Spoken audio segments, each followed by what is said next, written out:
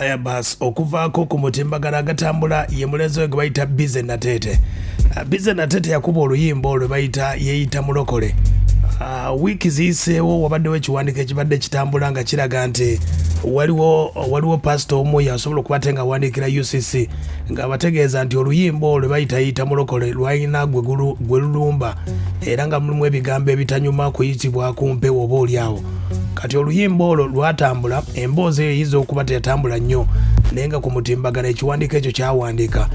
Tetwamanya ani yali mu nteekateeka eyo naye ng'embeera yali yagamba kuwera luyimba olwo. Ne tulabako ekiwandiiko ate nga balaga nti oluyimba baganya okuluwera. Kati tubadde tukyali awo ekiwandiiko ne kijja waliwo post esobodde okuba ate ng'etambudde. Ne bw'ogiraba ebaddemu ka edit baki editinze naye nga mazima matuufu Spice Dana waba bitadde mu mateeka asobola okuba copyright. Bwe ntunuddeko ku YouTube y'omukulu ono ne ndaba ng'eringa bantu nga 2+ kwe yatadde oluyimba olwe bayita Yeyita mulokole. Kati ekiriwo kigambwa nti Spice Diana ne wadde nga Spice tanavaayo kuba ate nga ategeeza nti omukulu ono amukubye strike oba copyright claim ku luyimba olwo olw'ensonga nti ebigambo engoma ey'oluyimba lwe bayita Kigula Luggi ne Yeyita mulokole lufaanaganira ddala. Spice Diana kati ekiwandiiko kino kiraga nti bamuwadde ennaku 7 omukulu oyo asobola okuba ate nga oluyimba alugjawo. Webituukidde weekend ebadde bizze nnyo nga Spice Diana yeetwala n'omukulu bamita Jenkins era ng'abantu bavuddeyo bangi nnyo bonna basazeewo side tiimu Spice tiimu Jenkins olw'ensonga nti Spice Diana badde bamubuuza bingi nnyo olw'ensonga nti yali ayagala okwekiika mu kivulu kya Lydia Jasmine.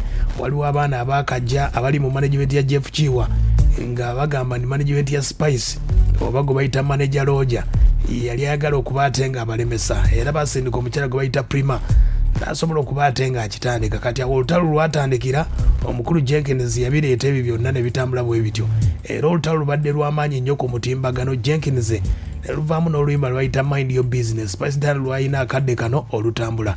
Kati byegatiddwako omukulu ono gwe bayita BIZZY NATEETE.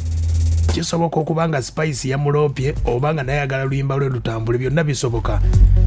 Bw'aba yasobodde okukola ki edit ekya post eya YouTube ne bw'olaba posti nga bweri ekya YouTube kiyinza okuba nga kiringa ekigattirire mu mbeera eyo. Ye mukulu oyo gwe bayita BIZZY NATEETE yakoze oluyimba olwo. Oyinza okuba obadde omulaba omukulu oyo wajjidde era ndabyeko wano mu kooti olwaleero.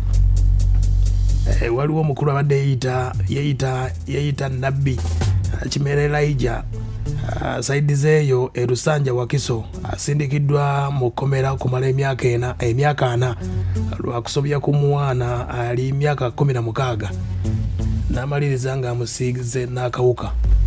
Embeera nno bwetyo omukulu BIZZY NATEETE yafulumya akayimba ako naye katulinde embeera nga bwe nasobola okuba ate ng'etambula.